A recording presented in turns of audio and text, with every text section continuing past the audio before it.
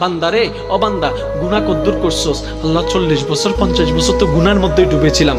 বান্দা গুনাহ যে করছস এতটুকু বুঝতে পারছস? আল্লাহ বুঝতে পারছি। ভুল পথে যে চলছস এতটুকু বুঝতে পারছস? ডাক আসছে কার দরবার থেকে? বলেন না রে ভাই। কাদের জন্য? নামাজিদের জন্য?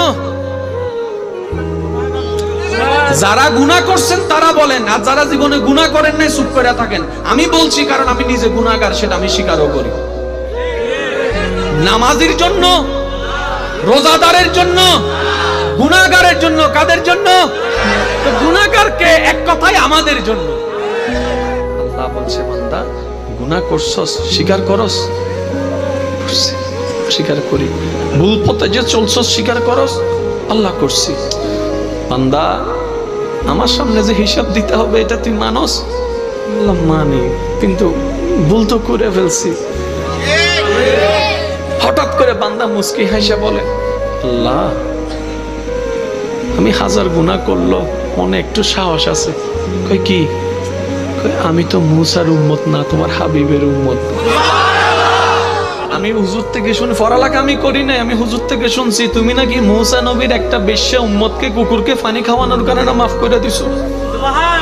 একটা কুকুরকে পানি খাওয়াইয়া যদি মুসা নবীর উম্মত মার পাই, যিনি কলিমুল্লাহ ছিল, আমি তো হাবিবুল্লাহর উম্মত, আমি তো তোমার নবিউল্লাহর উম্মত, আমি তো রাহমাতুল আলামিনের উম্মত। একটু সাহস আছে কিন্তু বলতে পারতেছি না, কারণ তোমার আযাব তো বড় কঠিন, তোমার আযাব তো বড় কঠিন। আমার লজ্জা লাগছে মওলা। আগুনে জ্বলবো আমার ভয় নাই, সাপে কামড়াবে আমার ভয় নাই, আমার শুধু নিজের ভিতর থেকে একটা লজ্জা লাগতেছে, তোমার খাইয়া কেমনে তোমার বিপক্ষে কাজ করছি, তো লজ্জা লাগতেছে মওলা। মওলা লজ্জা লাগছে। এবার আল্লাহ বলছেন বান্দা, বান্দা আমি আল্লাহর রহমত থেকে নিরাশ হইস না। তো কি করব? কি করব?